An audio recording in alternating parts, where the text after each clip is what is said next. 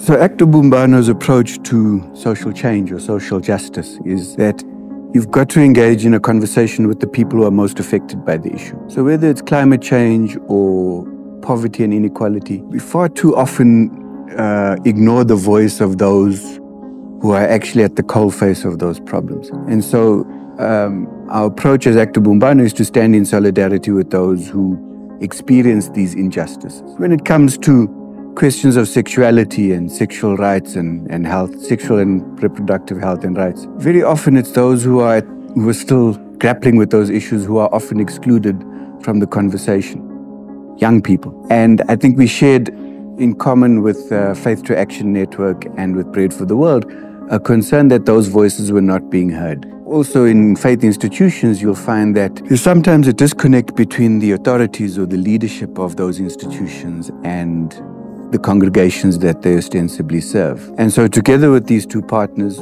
Actor Bumbano felt it was important to try and bring these groups of people together to actually have a dialogue and to explore what the issues are that are affecting particularly young people when it comes to questions of sexuality. And that's really where the series of intergenerational dialogues emerged. And so far, I think it's been quite a good conversation that's been happening. I think what's come out quite strongly is the commitment by participants who are here and who have been implementing the program in their different dioceses, in their different communities, has been quite a strong commitment to putting at the center of their conversation the dignity of the human being. And I think that's been an eye-opener for me, is both from the side of the young people as well as from faith leaders, is an acknowledgement that we are all created in God's image. And when that is at the core of the conversation, it helps you overcome the kinds of difficult issues and the discriminatory attitudes that might exist within our faith institutions. So that's been really exciting for me, a very positive thing. I think the challenge is how they move to those members of the faith institutions who might not be as open to these conversations.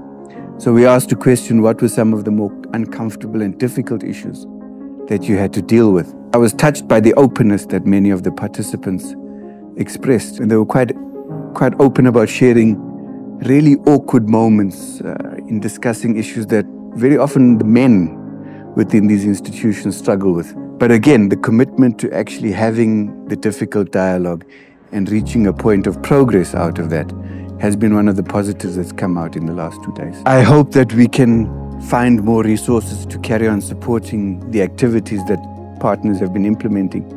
What was also interesting is that many of them said the funding support that we were able to provide coincided with the work they were already doing. So I'm hoping that even though the project comes to an end with the funding in September, I think it is, that the work will continue. For me, the most important thing is that it's the local agency. So it's the local congregations, the local faith institutions, the local associations of young people, the local associations of faith leaders who need to commit to having the dialogue even beyond the scope of this project. And Actor Bumbano will support where we can, together with Faith to Action Network, I think, in ensuring that those conversations happen. The people in this room, I think, generally are quite open to having the conversation.